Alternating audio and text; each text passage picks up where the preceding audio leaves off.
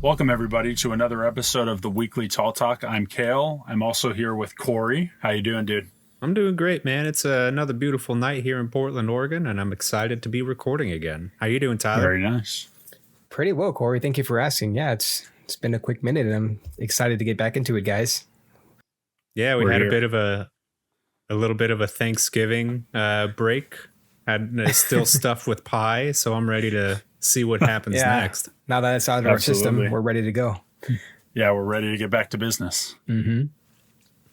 Speaking of business, guys, we're gonna be on a little bit of a spooky topic, a little bit of a mystical properties, if you will. Oh. And this week we're going to be talking about the mystical and sometimes frightening creatures that roam this very planet, supposedly, allegedly. Dinosaurs. Possibly. Yes. Yes. Yes?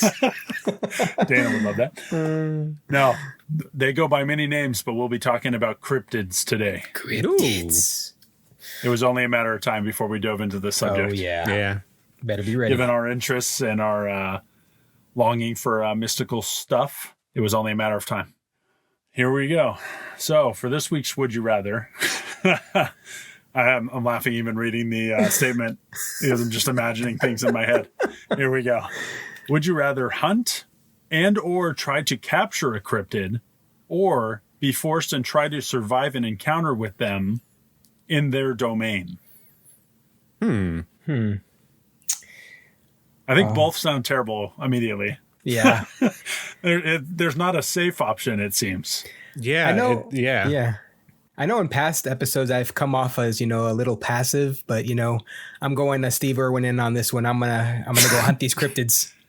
Let's get closer. I don't think Steve Irwin hunted anything. Well, he hunted for justice. Justice and knowledge. You know what they say? The best what was I defense trying to say? is aggressive offense. That's Tyler's approach to the cryptid humanitarian effort. The thrill of the hunt. But I like that, Tyler. That was very direct. That was a very hip fire action right there. That was right off the bat. I'm feeling a little curious this episode. I'm going full force. He thinks about killing cryptids pretty often, so he's excited just to have the platform. Okay, let me be clear. I'm not hunting it. All eyes on me right now, right? Well, I mean, you said hunt, Tyler. You said hunt. No. I changed my mind. I'm taking my words back, already. Corey. There we go. I'm just capturing rewind. it to poke at it, okay? That's all. So torture it in a cage by poking it. Not kill it. Just poke it.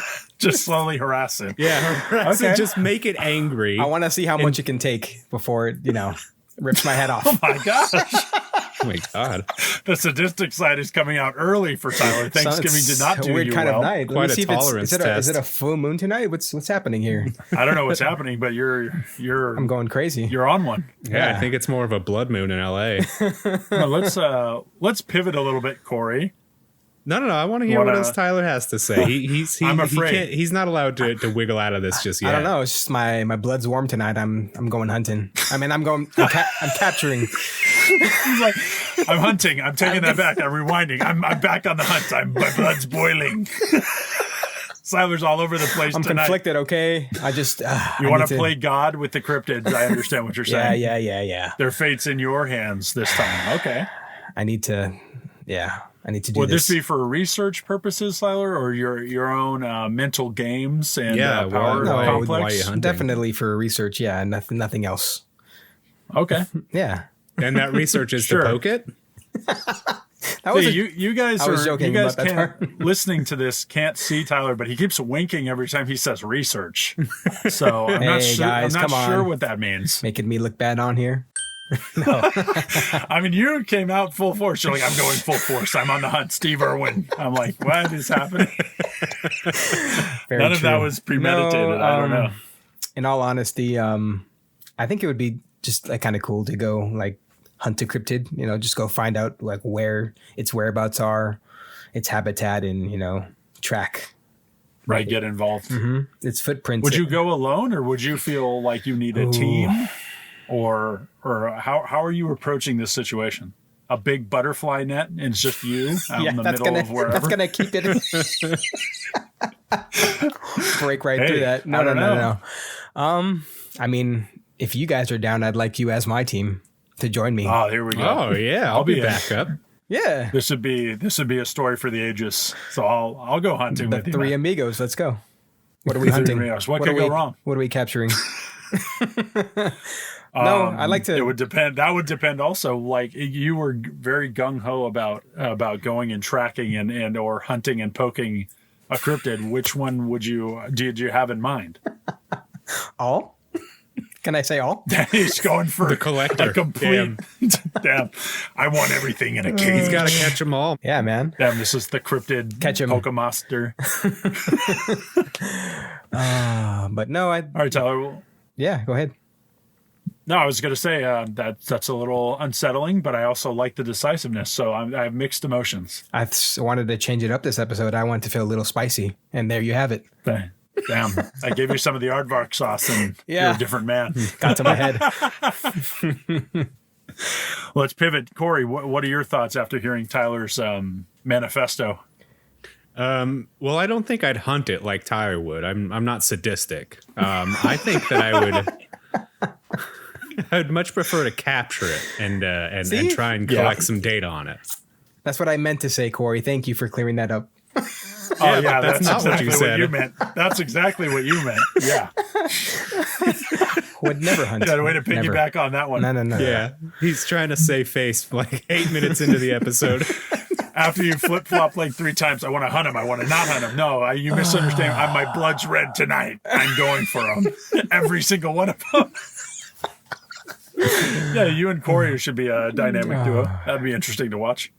I'll be the cameraman. One of us is the violent hunter, and the other one wants to preserve and protect all life. And join us on Discovery when we have our 30-minute pilot. A tale of two trappers. Yeah, whoever sees them first gets to decide which one. Yeah, exactly. The first one to spot him, it's like I Spy. But yeah, I would definitely try and capture a cryptid because, I mean, hey, who doesn't want proof that Bigfoot exists? I've seen the plaster molds. Right. I've seen, a lot of the videos and the pictures. And if you could capture one in real life and even doing like a side-by-side pose where you're standing next to an asleep Yeti or something that you capture. I wouldn't even know. I don't think tranquilizer darts are... No, wouldn't stop them. Really a thing. I don't know if that would do the trick. Yeah. Probably would just snap it in half. Just take it out, throw it back at you. Yeah. Throw it at you. Throw it at you, just right in the face. And that's how the Yeti captures you. Oh, for studies to poke. Yeah. They play possum. They play in the long con. They know our technology. They know how to use it. Oh my God. They know we don't have the funds to go out there and really do this top notch. So I think they're just be lying in wait. But yeah, just imagine capturing like Sasquatch or like a Yeti, how much like recognition you'd get. Like people have been hunting this thing for like years. Yeah. And finally, And now that we've captured it, do we put it in a zoo or do we just cut off its feet and then throw it back into the forest? A crawler. Make a Bigfoot soup out of their Oh my God. Let's see. The worst thing about that is, say you guys capture Bigfoot on our Discovery special, right? Yeah. And then somehow it escapes. Somehow it escapes once again, and you have what you feel like is concrete proof, but no one will ever believe you. Yeah, because all the photos are like blurry and doctored and this and that. Yeah, Tyler got shot with one of our trank darts, and he's passed just out, down and out. So he has no excuses. proof. Yep. He's delirious. You don't know what you saw out there. Guess we got to go back out the next day and try again. Right? Oh man, trying to go again. Yep. And that's how we become lifelong Sasquatch hunters. There you go. And this is our pivot into another form of broadcasting. Sure, we're on the ground. I love it. Boots on, ready to do the work that no one else has the balls to do. Yeah. Is what I'm hearing. Speaking of that, so what do you choose, Cale? Do you have the balls to hunt it, or do you have the balls to survive an encounter? Balls. Ooh. Oh. Of course. I'm gonna go just for argument's sake. I'm gonna try to survive an attack. Okay, so me and Tyler have pissed off and poked this Yeti, and it's now on a rampage. And I didn't Cale think about that. chooses to go into the forest randomly Yep, to try this is the hill I die on. And yeah, well, I mean, maybe you survived the encounter, but like Wait, barely. Are you escaping like the layer of like what it captured you in? Or are you surviving an attack? I feel like in the way I framed the question, it's like an encounter in their domain. So you stumble into like their area, their stomping grounds. And let's just say, for argument's sake, that Bigfoot is extremely territorial and he's coming for me. I got to try to survive that. How I would, I do not know, but I would attempt it. And I hope you guys are there rolling the footage. Just not even helping you. But it just looks like that same 1970s footage. Yeah, exactly. We just have one of those prank cameras for no reason. Oh my God. You getting the shot? I don't know. Yeah, I would try to. If it's Bigfoot, it's definitely bigger than me, stronger than me, quicker than me. Are you defending or are you escaping? Like, are you like hightailing it out? I think it could catch me pretty quickly, so I'd have to try to make a stand, Arnold in the Predator. A bunch of twigs and logs and spikes with no knife and no anything, just rubbing it on a rock. That's true. Vigorously, just alerting it to my presence immediately. You'll just Plus, have I to forgot. No, I was saying the way that you framed it said that you two have already been pissing it off and getting it hopped up to where it's in like full rage mode. So it's coming at me like with no kind of intrigue. It's coming at me with pure hostility. pure rage. He's not holding back at all. Nope. Yeah, that might. It's all in. I'm going to stand by my decision, but now I'm not looking forward to it. See, so the problem is like this encounter that you might survive with the Sasquatch or whatever. That's when Tyler and I would show back up. And if you're not wearing like an orange visor, it's like, which one do we shoot? No, damn it. They're both like friendly fire. Yep. I just get riddled with darts. Guys, help me. Just full clip of the darts. Oh, jeez. Then I go into a coma from the overexposure to the tranquilizer, so I never make it out. And that's why we don't have evidence. And then the last thing I have to see is Tyler dressed as Steve Irwin in the middle of the forest. With the short shorts and... With the short shorts, exactly. And well, would you not look too different from your daily uniform? Oh, all he needs is That's the hat. true. All the browns. You just need shorter shorts. The boy in brown. Yeah. Ooh. That could work. You'd be right at home. You'd feel comfortable. You'd feel loose. Maybe next Halloween. Maybe you'd get the spring on him. I don't know.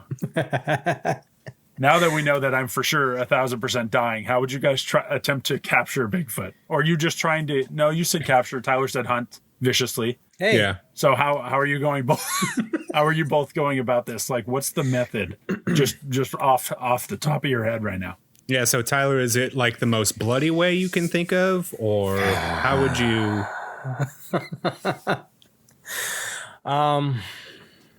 Okay. What if it was a hostile like cryptid? Is it okay to hunt it?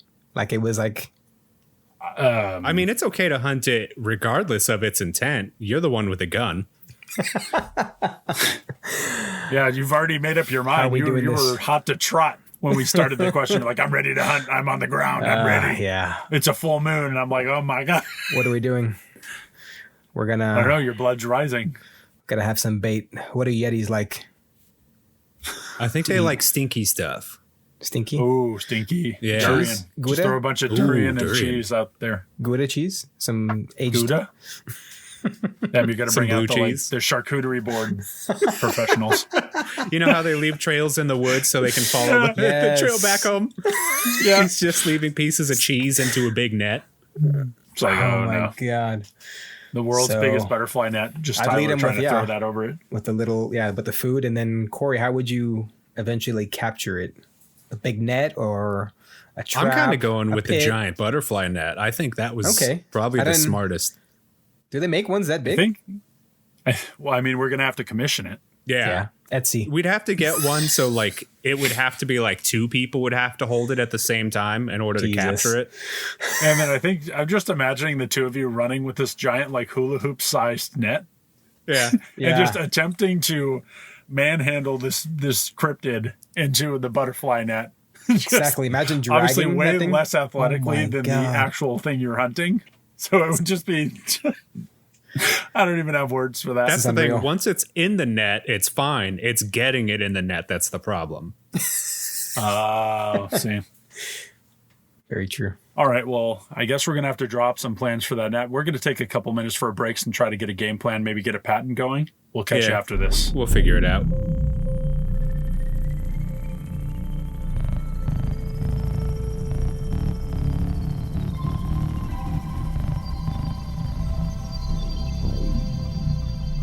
All right, guys, we're back. Turns out that we have no fabrication experience or the means to buy any of this stuff anyway, so that's going to have to wait. And we're going to have to come up with some more natural solution. Maybe dog pile, something along that nation. Yeah. They just throw us off immediately. There'd be no escape. Speaking of cryptids, we kind of went into Bigfoot a little bit in our first example, but we wanted to talk about some of our not only favorites, but some of the ones that have caught our eye over the years and wanted to talk about it. I'm going to kick it off with Corey. This time, what did you have in your lengthy investigation? Let's hear it. Oh, wow. My whole week and a half long session to prepare, in which I prepared in 20 minutes. Perfect. That's how we do it. We wing it, baby. Let's do it. That's the professional quality we have here on the Weekly Tall Talk. No, so one of my I don't know if it's my favorite, but I find it one of the most intriguing that I've done research about. It's spelled one way, but it's pronounced a different way. So it's spelled like the word brownie. Ooh, like delicious. everyone's favorite dessert. Ooh, I'm hungry now. Oh, yeah. But it's pronounced bruni, I think. Brownie or bruni. Bruni. And it's of Scottish or Irish descent. It actually goes back like pre-1500s. When I was reading about this, it has a really long history, and Brunies are very. Awesome. They've also varied in their forms throughout the years. So, gotcha. Back when they were first heard about and first sighted, Brunies were a little taller than people, and then after about 300 years, they got like shrunk down to the size of like elves, so like up to your knee or so. Kind of like a gnome or a dwarf? Yeah, exactly. In fact, they're described in more recent literature as dwarf-like. But they're... So I'll describe them in modern form. So Brunies are small, go up to like knee height or so, and they're very thin. They are covered in hair, and they have brown skin and a really wrinkly face. They have two black coals for eyes. Oh my God. And what they do is they are more or less keepers of the house, but they're very fickle. So in Scotland and Ireland and across the UK, when people would go to sleep, if their house was out of order or messy, a Bruni would come. The Bruni that lived at that house would come out and clean up the house. Kind of like Dobby. Yeah. So I wanted to bring that up. That's exactly what Dobby was based off of from Harry Potter. That's awesome. He's like the opposite of what Brunies do. So like in Harry Potter, if you gave a sock to Dobby, then he was like a free house elf or whatever, and he can go do whatever he wants. But if you gave clothing, or if you gave anything except milk and cream to a Bruni, it would be really upset, and it would leave your home forever and basically cast misfortune and doubt. Oh my God. They would just storm out? Yeah, they're very fickle. So like if you look at it wrong, or if you laugh at it, it'll get like really dejected and it'll leave, and it'll be like really pissed off. If you don't clean up enough, or you clean up too much, it'll go around and actually like cause a mess within your household. Jeez. It'll like throw stuff all over the floor and just cause a little tension. How do you? So this is a very temperamental little creature. Yeah, he really is. Wow. How do you get a new one? How do you request a new Brown, you don't. Yeah, you don't. It's just gone. So as far as I understand, they're pretty autonomous, and they go from. They can leave the home and still exist and go to another spot, but I've not seen any evidence of that happening. I've not read anything about it. So the way to care for them is to set up a little dish of cream every night and put it above your hearth, your mantle fire as it warms your home. Are they going to get up there? Well, they can climb up. Yeah, they're apparently like really, really nimble, and they can turn invisible when they need to. What is this? What? This is amazing. Interesting. So you're telling me this is the prototype of the ultra hairy Roomba? Yes, exactly. It's a 3D Roomba. Yep. Can go in any direction. I have not heard anything about this, so that was very interesting. It's just a little person that cleans your home, and if you look at them sideways, they'll be like, "I'm out of here." Yeah, basically, just don't acknowledge the Bruni. If it's ever there, just pretend it doesn't exist. But then that might piss it off too. So who knows? They're very temperamental. You gotta kind of walk the tightrope with this one. Yeah. Right. But I think that they're fun little things. They have some relation to. There's another Roman cryptid from back in the day called I think it's a Lares, Lares, and they have like similar features or ideas, but the Brunis are able, like I said, they're able to go from place to place, and they can shapeshift, and they're fun little guys. We'll have to see a picture on the Discord. Have to see something like that. Yeah, I'll have to see something about that. Exactly. They just remind me of like getting drunk. Like really drunk, and then cleaning my house, and then going to sleep and waking up and be like, who the hell cleaned this up? This is amazing. Like, how did this even happen? Wow. What are you doing? I must be blessed. Yep. Must be. Well, I'm gonna jump in here too, Siler, if you don't mind, just ahead. For the fact that the thing that I was going to talk about is also, it's more of a Scottish thing. It's Scottish folklore, but they have something very similar in Irish. So I was worried at the top of the thing when you were talking, Corey, that we did the same thing. And I was like, of all the things, yeah, I know. we had the same thing. But mine is a little bit different. Have either of you heard of a Kelpie? Yeah, I think Kelpies are really cool too. Hell yeah. So we probably, well, I don't know. I first came into like knowing what this was through Last Pods. They did an episode on cryptids. Oh, and okay. I had heard of it a little bit before, but then they dove into it, and I was like, that sounds so cool. And before I give the other thing away of why I chose this, it's in Scottish folklore. A Kelpie is a dangerous shape-shifting water creature. It often appears as a horse when it's on land, but it has like a fish tail. And it'll just lure victims in and like enticing them to sit on their back. And then it'll just wrap like kelp or seaweed around them and just drown you in the river.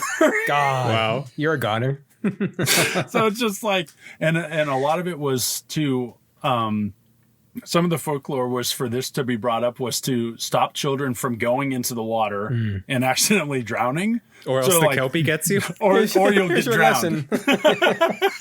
Either way, follow you're gonna these drown. rules, or you're getting sucked under. So it'll basically like takes you to your watery grave. And from my understanding, it's they only reside in like rivers or streams, never a lake or any kind of like outlying body of water. It's only that. Okay. And it's just they are always appear as a gray or like a pale white horse in this folklore. And it was really funny that it's like a cautionary tale. It's like, don't go over there, you'll drown, or we'll make sure you drown. Yeah, don't go swimming and don't ride the horses. Right.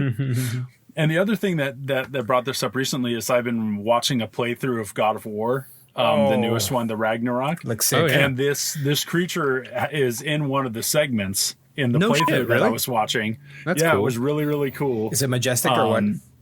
Oh, dude, it was awesome. It's like it walks on water, and then out of nowhere it dives under the water and goes at like super speed, like through the water while they're on their back. Oh, wow. It was really cool. I just thought like we were doing a cryptid thing, and that happened to show up in one of the videos I was watching, and I was like, this is perfect. It's awesome. uncanny, just like the very cryptids we talk about.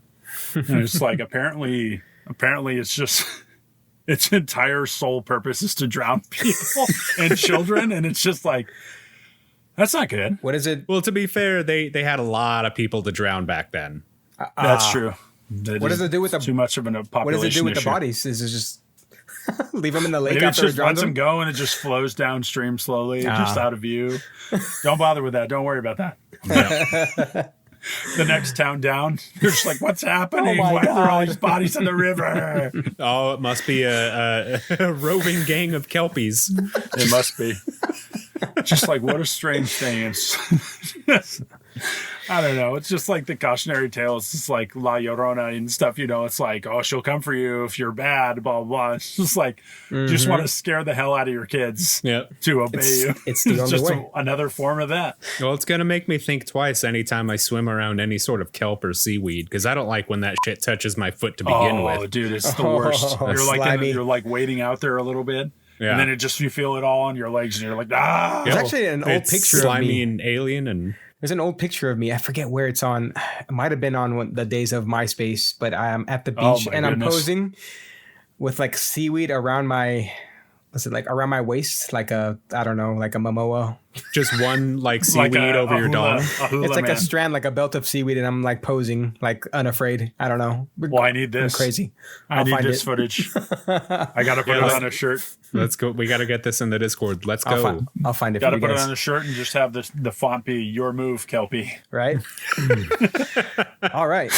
So it's time for my cryptid. Oh, I've been waiting on this one. So this one's interesting. It's called the Jersey Devil, also known as the Leeds Devil. Yeah, it originated in South Jersey and Philadelphia.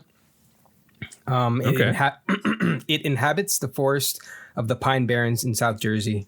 It's described as a biped. I don't know if you guys know what that means.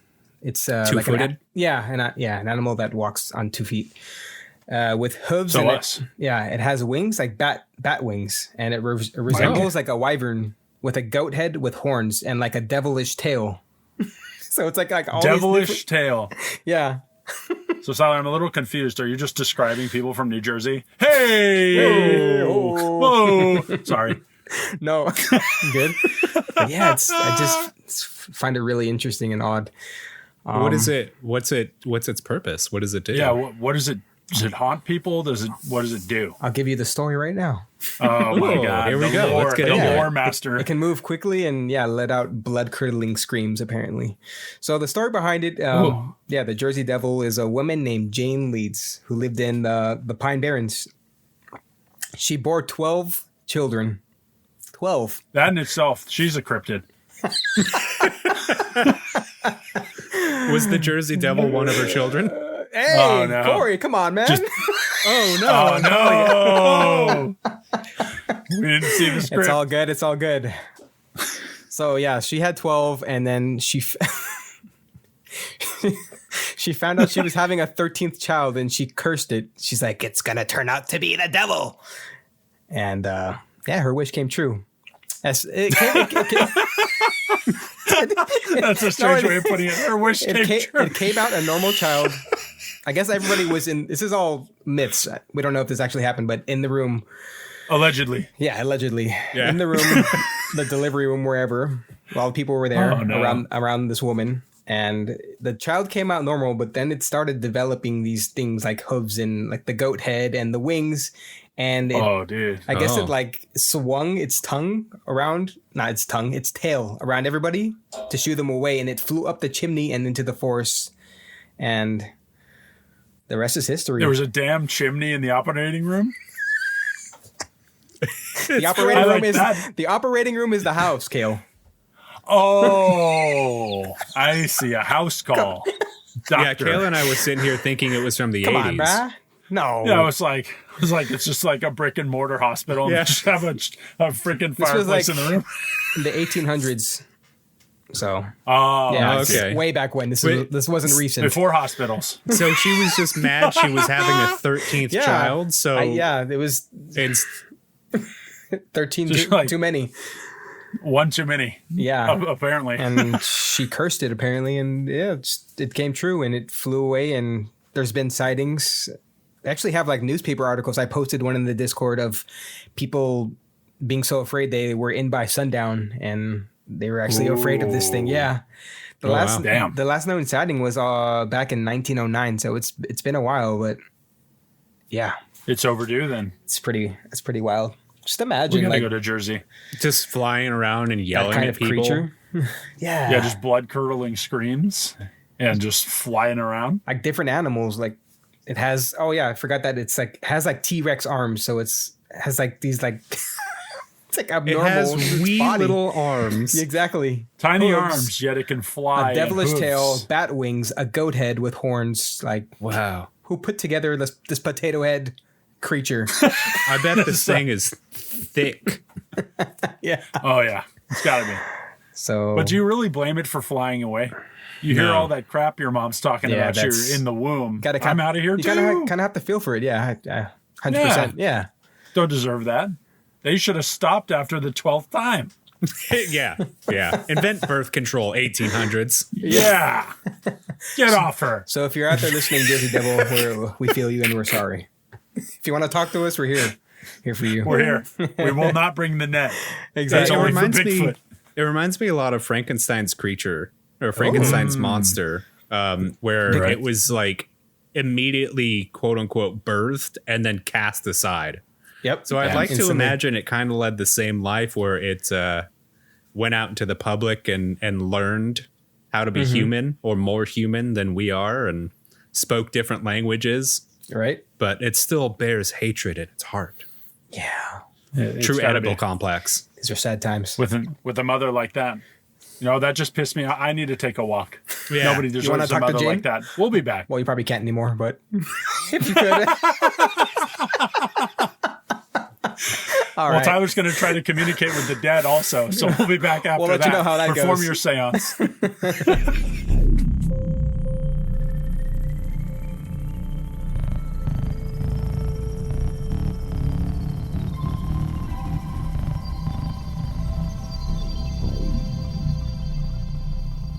All right, everyone, we're back. Tyler's seance failed miserably. No, And, it's worth a try. We've opened a portal, but we'll deal with that later. That's in the other room. We're Yeah, now recording we're just It's covered in time for ectoplasm, business. but we can continue on. Well, that's not too far out of the ordinary. Well, for this segment, we challenged each other to come up with our own lore of some supposed sightings across the world Interesting. and suggested and share it live. Yeah, So- we definitely did our own research for this one.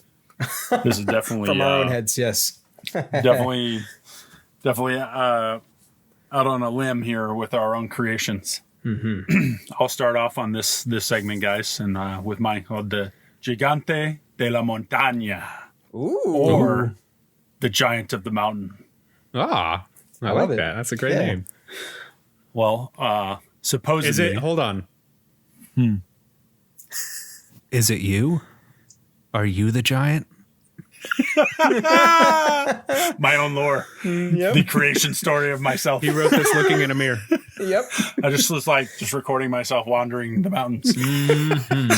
All right. Let's hear it. What do we got? What do we got? Well, what we got here, the situation is this supposed monster lives in the Andes mountain range, specifically sited near Argentina's Mount Aconcagua, around 23,000 feet above sea level. Jeez. So elevation-wise, you know, it's got to be a kind of a formidable creature to be living up there in the first place. Definitely. Yeah, it'd be hard to try and track. Yeah, imagine when the winter time comes, there's not anybody really up there. Yeah. I would imagine. So that's why there's supposed sightings. You know, you catch my drift. Now, what it would survive on up there, because it can't just like feed itself photosynthesis style, Oh. is on guanaco, llama, mountain tapir, Ooh. and when possible, the unsuspecting alpinist. Oh yeah. The best kind. If they walk by, they won't see him coming. Are they pre-salted? Pre-salt? Oh yeah. The wind just whipping you nonstop, drying The you out. Himalayan pink You're salt. already like half jerky. They're all muscle to get up that high anyway. It's like that lean meat. Yeah, that rock climber's body. There you Exactly. Now these sightings kind of vary because, you know, some people may have seen them, some may have survived, who knows, but it's rumored to be between 8 and 10 feet tall, a very large humanoid biped frame, with a thick layer similar to like a sheep's wool to let it survive the elements at that elevation. Oh, so it's fluffy. Oh yeah, it's fluffy. Can Just we give it a poke hug. Can we Go poke ahead. it? Yeah. Yeah. Tyler's going to poke it. Yep, we're gonna poke it, see what happens. And also, it's I said it's a very athletic form to be able to hunt and to sprawl around at that kind of elevation for, like I said, the llama, guanaco, and the people that are running away from them. So for now, that's all that is known so far about the Gigante de la Montaña. De la Montaña. So it's a giant mountain cannibal. A giant Cale. A giant, It's me, just hairier. It's a Caleable. It's a Cale. Oh, guys, I said athletic. It couldn't be me. What? No. Oh, come on. I'm pretty sure on, it could man. play, get some hoops in up there. Yeah. Ooh, I would definitely just make a court, isolated There you from go. the rest of the world. That would be the encounter you survive is a one-on-one hoop game with El Gigante. Oh, Oh god, just dunking dunking contest. on me nonstop. So I'm out of breath and I have to die. What do you use? Boulders Damn, as the first time the ball Cale's or ever what? been dunked on. Oh man. Usually I just viciously foul the other person, so I won't allow it. There you go. I don't think it'll cut it this time. Do you guys have any thoughts?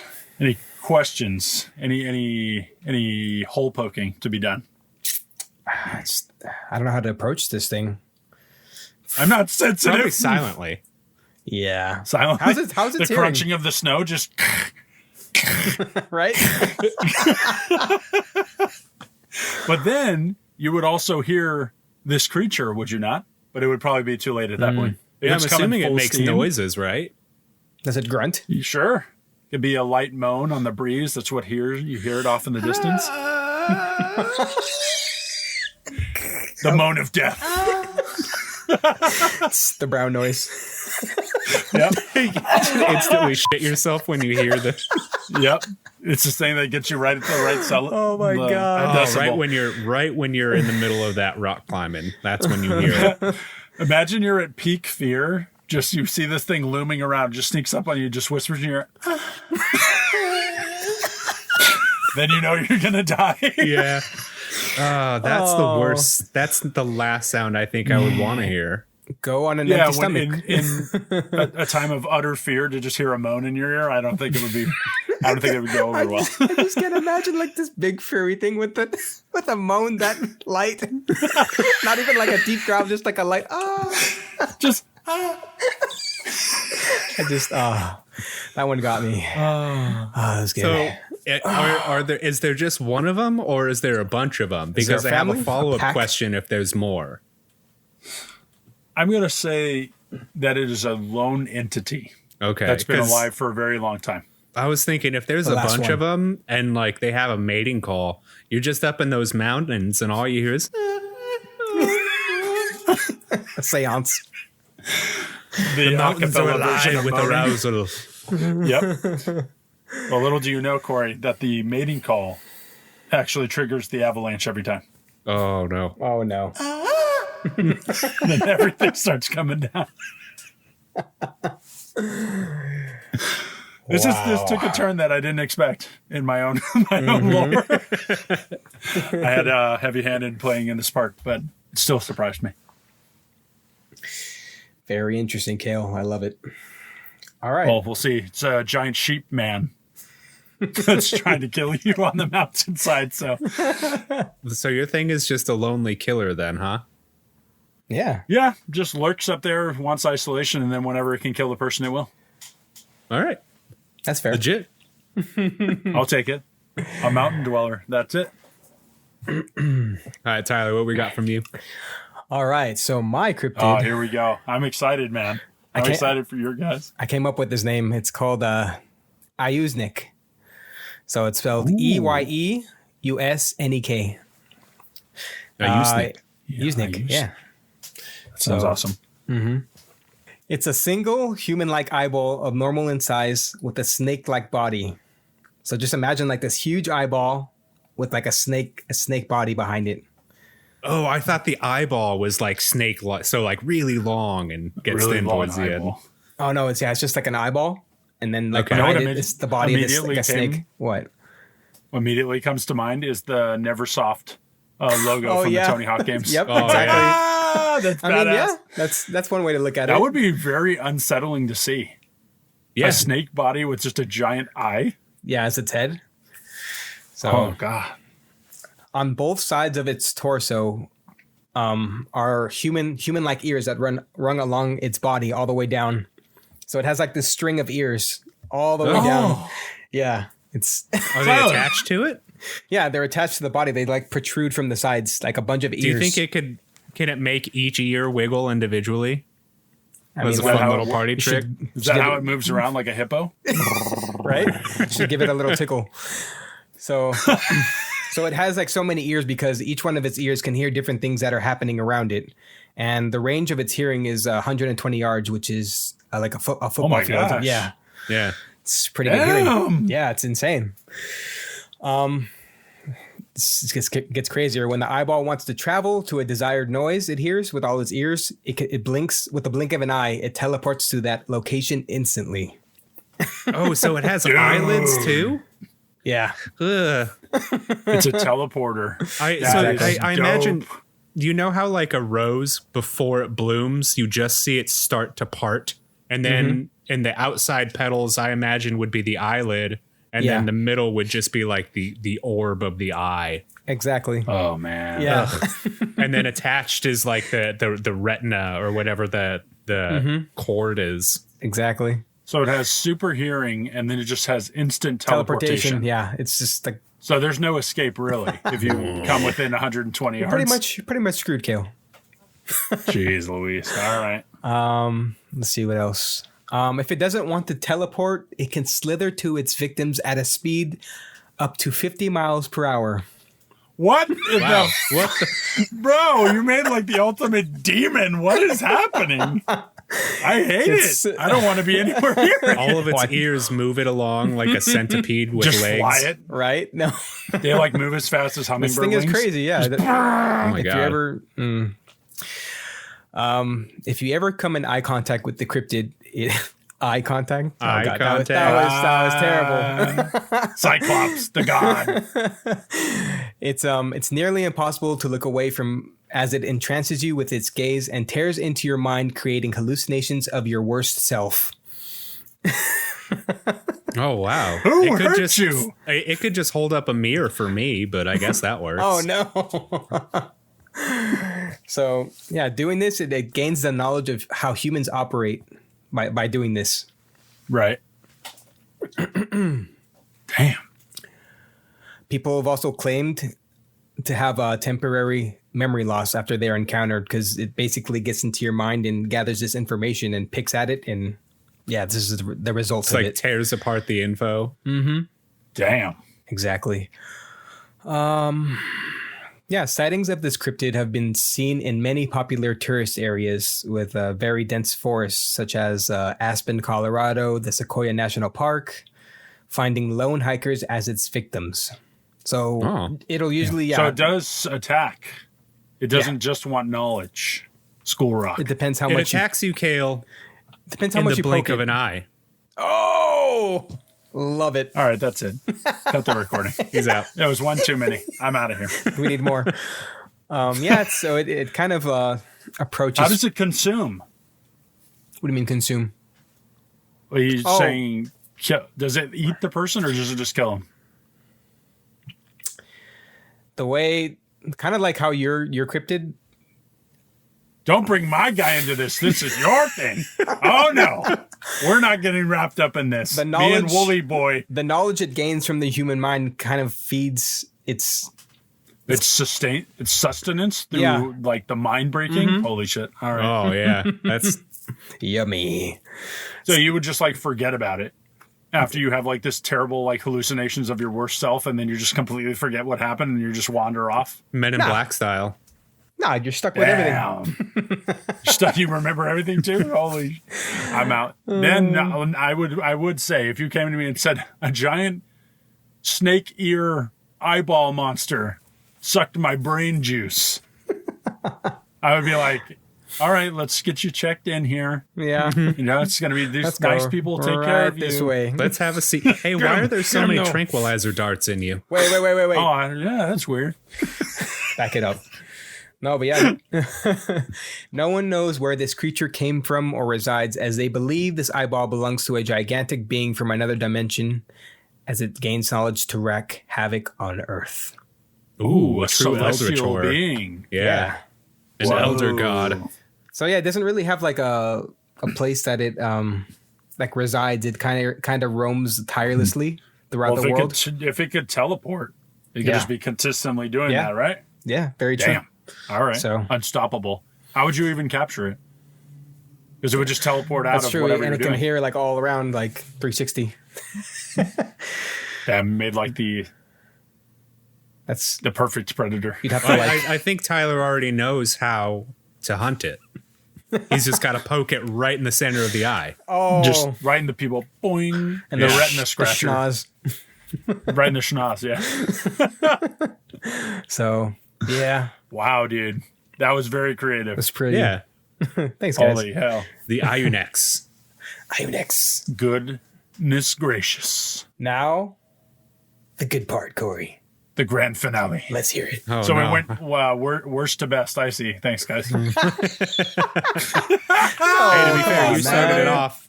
I did. I wasn't prepared. All right. Next time, guys, say Cryptids 2 in a year. So my creature is called the Hearthwood. I'm This sorry? creature happened. Ooh. The Hearthwood. Hearthwood, okay. Yeah. Damn. So this creature happens to reside in old, unvisited areas of forest, overgrown jungles all over the world. These are solitary beings and prefer to have a wide berth of territory so as not to oppose on each other. Sometimes on rainy nights, hours before the sun rises, you might see a piece of the forest shifting or moving from one location to another. Hell Trees no. will bend and jump out of the way to make room for the beast, as it parts then patches the earth while it shifts about the area. Hearthwoods are large, somewhat tear-shaped, with coarse, stone-colored skin. They have 3 root-like tendrils growing from its midsection. At the end of each are 3 long, flat claws attached to a palm that pivots them from open to close. However, much of these features are rarely seen and underreported on. Oh my God. With its body lying dormant under the forest floor, it leaves its face exposed to the world, potentially waiting to attract its next meal. The face is the face is round and eyeless. The face is round and eyeless, some 20 feet in diameter. It's disguised to look like the surrounding floor bed, sometimes flat, other times lumpy, always covered in native plant debris and devoid of animal or insect life. On the edges of its face grow a fairy ring of amanitas and boletus, a key sign in identifying the creature. Bushels of ferns and other local fauna cover its face and guides its meals towards its center, where a large tree stump looks to be broken and hollowed. There's an opening alongside one end of the stump, inviting its prey to come inside. What's insidious to some is that hearthwoods seem to attract people who are often lost and alone, not too dissimilar from your guys. Wow. So God, it's man. said that if you're out in the woods at night and it's raining, many will seek the stump as a sort of shelter. Survivors have said that when they stepped over the fairy ring, the rain would stop falling overhead and the air would get warmer, with ambient light growing brighter the closer you got to the tree hollow.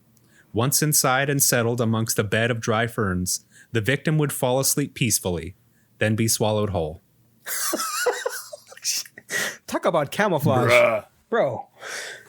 Wow. That's like He a just super blended predator. in like nothing. This is very interesting that you guys kind of have like celestial type creatures in terms of like that. And I love that Tyler's head is a giant eyeball and yours is a faceless, like no eyes at all. Yeah, it's just all face. Oh man, that's amazing. That's That crazy. sounds So, so it like cool. lures them in with the scary as shelter hell. and then just swallows them whole. Yep, Yeah. lures it in with a little bit of safety. Mm-hmm. Yeah, right when you think it's like, all right, finally, Yeah. just swallowed I- up. I think the moral of Damn. all of our stories is never go alone into the woods. Yeah, it's Very not going true. to be a good time. The eyeball's going to hear you. Corey's going to swallow you. My guy will run after you in the snow and hug you. Yep. That was That was pretty interesting, Corey. That was very descriptive. I like that. Yeah, that was awesome. Oh, thank you. That's a short story for sure. Like how you added the little amanitas in there. A little. That was pretty cool. A little something for me. I thought it. I thought it's fun because when you have fairy rings of mushrooms, they're always the same kind of mushroom. Right. And if you see two mixed, like the Bolita and the Amanita, then it's like, oh, this isn't natural. So that's like it's one giveaway, but you have to kind of be looking for it. I hear you. Well, guys, that was very, very creative. I'm going to go back to the drawing board. I'm going to go talk to my guy. We're shaving him and we're bringing him down. He's ready for the public eye. I've had enough. The unwoolly gigante. The unwoolly gigante. Exactly. All right, I'm going to go talk to him. We'll be back.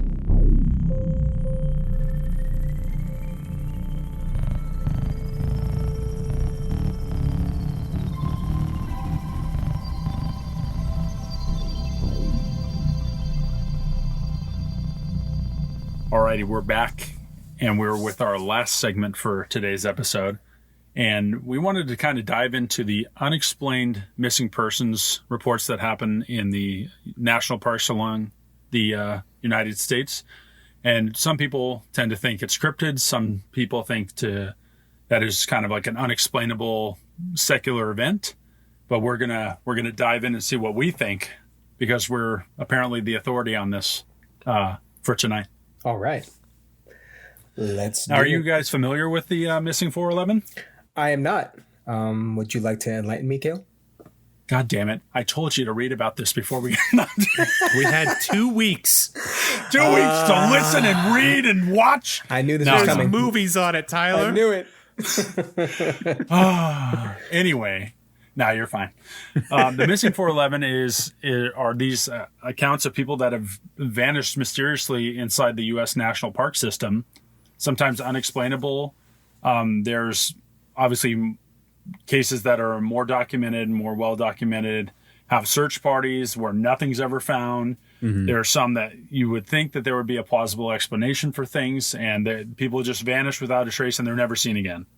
Wow. Yeah. And it always happens in like the national park areas. So go ahead, Corey. It's always where it's not just that people vanish, it's that they vanish without a trace, and they're usually with other people. So like, you know, when you're looking for someone, you look for signs of disturbance on the ground, broken leaves, typical tracking stuff. You look for shoes, you look for a belt, and like any sort of trail system, like the cheese system we had set up earlier, that doesn't exist. Wow. Right. There's never, from what I understand of the thing, there's never been any signs of blood, like an attack or where something's been drug away or something. There's never been, and almost in every case, like Corey said, they're in a group and no one hears anything. You never hear screaming. You never hear a call for help. You never hear any kind of anything. It's basically silence whenever these people disappear, and it's just completely unexplained. And no one, obviously, they're still called the missing 411. So no one ever finds these people. It's like the kind of seems like the Bermuda Triangle of like the forest. Everything just disappears. Yeah, it definitely has that kind of feel. Yeah, I agree. That's a good. But unlike the Bermuda, it can happen anywhere in any of these forests at any time. I thought it was a certain area. Okay, anywhere. All right. Wow. Yeah, no, I mean, I'll see if I can find a map of it. But there's a 411 map of the United States, and it's mostly just dots of people going missing. Jeez, that's wild, man. And from my understanding, the National Park System has their own law enforcement, so everything is handled in-house. And they have privy to they're a government agency, so technically they don't have to share information with police. They don't have to share information with you. Like several of these cases where siblings or parents or relatives of these people have wanted the documentation on what happened in these reports and everything, and they say we are not at liberty to give that to you. Yeah, they're kind of like the sheriff's department, where they're their own branch and they don't have to answer to anyone for any reason. Right, and the fact that all of this happens on national park ground gives the leeway to the conspiracy theories that there's a series of massive tunnels underneath these parks where something or I'll say something instead of someone, that something attacks these people, somehow takes them without a trace, anytime, with no evidence, with no anything, and these people just vanish. And it's, it's easy from the outside looking in and saying, oh, well, people go missing all the time. Well, for the people who love those people or are there or were 50 yards away from somebody, and for there to be nothing and it's unexplained, I can't imagine the hole that would leave in you. Yeah. The and absolute the burning terror. questions. So and nothing. That's why, like, I say this pretty seriously. I do believe that there are cryptids out there. I believe that there are entities causing this, much like the ones that we've talked about in our last segment. Like, I believe that when you're vulnerable or when you're just not looking, that things could happen to you that are just frankly unexplainable. And I don't think it's cryptids. I think, it goes into other things like aliens, but we'll address that at a different time. 100%, yeah. No, I'm in the same boat. I've always believed there's other forces at work, not in a spiritual way, but like we're not the sole, like, capable beings on this planet to where, without going too far down the rabbit hole, but we do not possess the know-how, or no matter how careful you are, to take people without a trace is impossible. Yeah. So can I go ahead? Cale? Yeah. I want to talk about a little conspiracy theory I have in my head. I'm all ears. Tyler looks a little nervous, but we'll get there. Okay. So we kind of got in trouble for talking about this at the Bigfoot Museum. Cale and I went to the Sasquatch Museum here in Portland. Oh, I got to hear this. The guy was not happy. Okay. He was not happy. Uh-oh. All right, go ahead, Corey. So if you have a chance to visit the Sasquatch Bigfoot Museum in Oregon, do it. It's really great. Cool people there. Nice. Yeah, it was awesome. I have this theory that it's all dimensional. And some people will say that the reason you can't capture Sasquatch on camera is because he's an interdimensional being, and he lives between the third dimension that we live in and another dimension. And I subscribe to that idea because there's what, like, more than 10 dimensions. I don't remember the exact number of dimensions that we've been able to find, but it goes past time, the fourth dimension. And I think that, like, because we live on the third dimension and we can only observe the second dimension, that there are beings like cryptids who live in the fourth dimension, who have the ability to come over into our dimension and our reality and live here and exist in our space, or quote unquote our space. And that, sometimes they're malevolent. Sometimes they can help you out. Like when we were talking about, like, the Brunies before. And I think that they are out there. I think so too.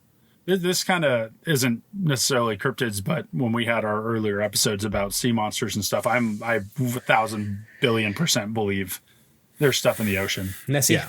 It's not too far-fetched to me to make the jump that Nessie's in a other lock. things. Oh. Right. Yeah. Right. So, I mean, it's not that far of a jump in my psyche to know, there's other things like, we have the confirmation they released all those stuff about, the UAPs and blah, blah, blah. So, I mean, we already know that other things are capable of the light speed travel, being here, being present and undetectable or what have you. So there's got to be other stuff. And, these cave systems, quote unquote, that are under the thing. Why couldn't there be stuff down there?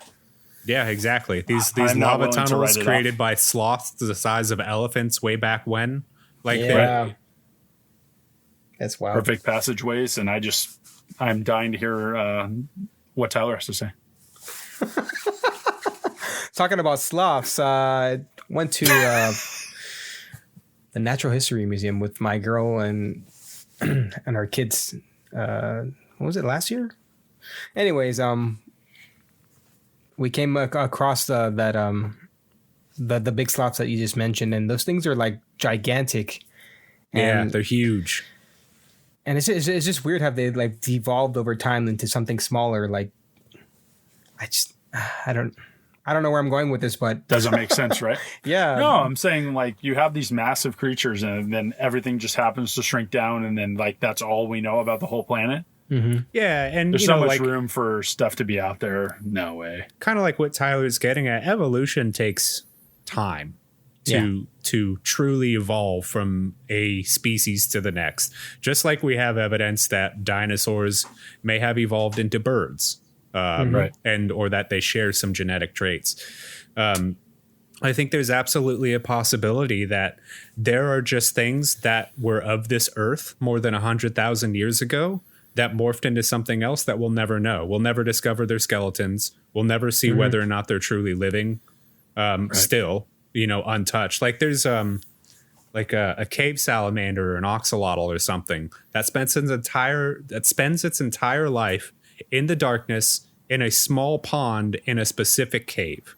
And it can go years without eating or moving. But then when it does eat, it just stays there and that's its entire existence for many, many, many, many years. Undiscoverable. Like, why couldn't, like, there has to be other things out there. Right. And I don't think all of them are observable on our plane. Right.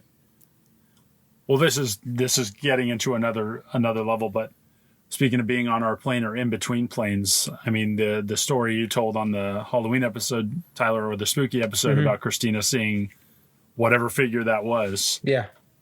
That's something that's in between planes. That's something that's here, but not. Yeah. So why could there not be other things that are of a different spirit? It's kind of selfish of us or self-entitled to think that we're the only things that don't move on. Yeah. Just because we can't see it. Right. She's it's like animal, like whatever thing has a soul or however you see things. It's like pretty self-entitled to say, oh, humans are the only ones that can stay in an area or not pass on or have this energy or this life force. Right. Mm-hmm. There's got to be other stuff. Not saying I want to encounter it. No ghosts, please. I don't want it. Oh man, speaking of ghosts, I wanted to bring up a show called The Haunting of Bly Manor. It's on Netflix. You guys might like it. It's pretty slow. Huh? Okay. The Haunting of Blyme? Bly, B-L-Y. Oh, okay. Bly Manor. Blimey. They did something really cool. Where it's a ghost story. It's like the follow up to A House on Haunted Hill, I think. Okay. Or The Haunting on Hill House. I don't recall. And in any case, it's on Netflix. I have watched that. Corey. Oh, okay. Now that I think about it, it's that same woman from that show. Yes. Who's the main character? It's the second in the series. So they did something that was really cool where the show is about a number of characters living in a mansion who may or may not be seeing ghosts. And one of the things they did was set up a character who had been seeing ghosts all her life. And it scared her and terrified her because this entity would just be in the room with her at some of the worst moments in her life. And then that character dies unexpectedly, and as they're dying and as they're going through the dying process and leaving this plane, they go back to every single moment that they were terrified in their life, and they were the entity watching over themselves. Whoa. So they had leaped from the third dimension to the fourth dimension with their death and were able to observe all of the pivotal moments in their lives. And I think that's a fascinating theory to present. Yeah. That is pretty crazy. I think cryptids can be the same way, where they can exist in the present or in the past whenever they choose to present themselves. And that's why we have years and hundreds of years in folklore about these creatures that barely evolve from Rome to Ireland. Right. Mm-hmm. And I think it's just a testament to people's imagination and the longing and the wanting to believe in the abnormal or the supernatural or this kind of fantasy. Yeah. Right. And it's just, I think it speaks to ours. I mean, I speak for all of us when I know that we believe in that stuff and we're fans of it and our imaginations run wild, as you could see from our 3 examples of what we made up. So like the longing is there to always want to believe in the magical, I think. Silent, go. Do you think that they're passing into these like other dimensions to just be noticed, or just because they want to pass by? What do you think they're doing it for? Like Sasquatch, like how you were saying that he could be like in the fourth dimension crossing into ours. I think it's just another form of existence. Mm-hmm. I don't necessarily believe that there's much more behind that other than Sasquatch or Bigfoot or Yeti do exist. They just don't necessarily live on our plane all of the time. Gotcha. Right. And he could be as simple as like they pop in out of curiosity. Mm-hmm. Yeah.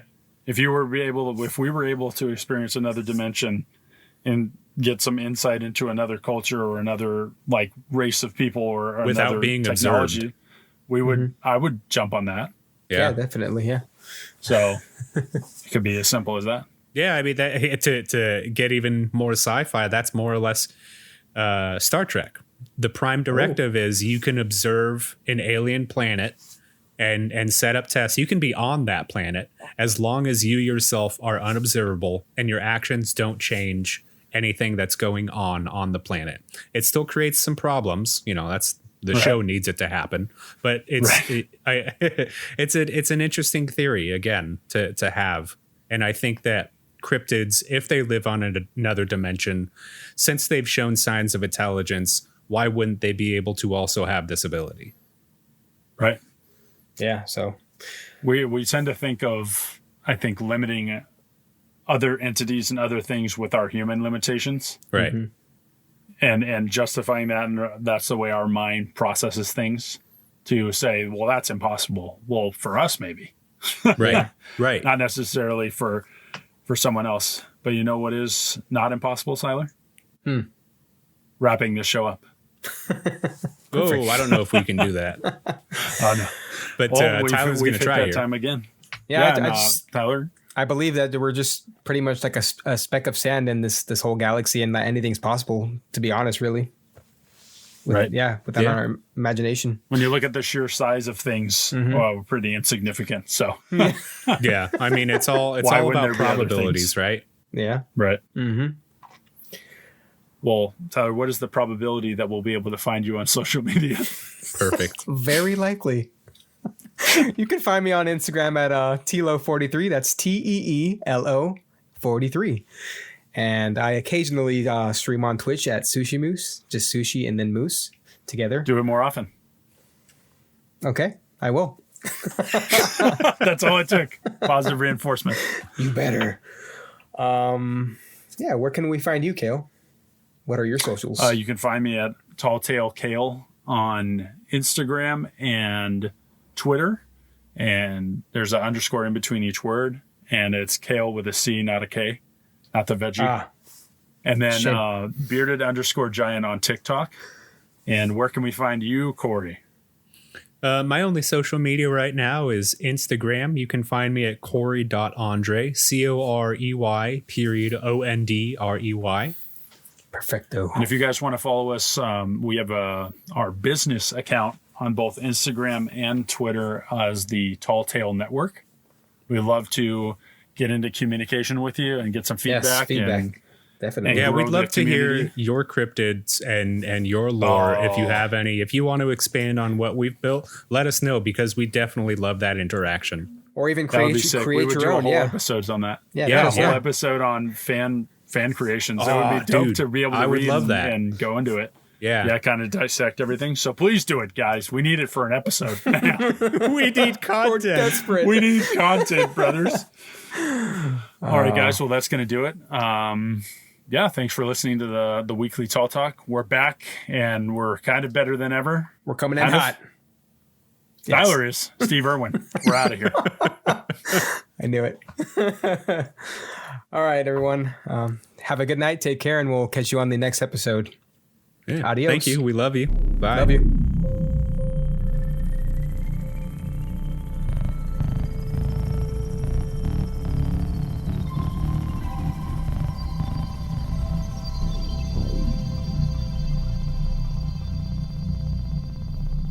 This show has been brought to you by the Tall Tale Network.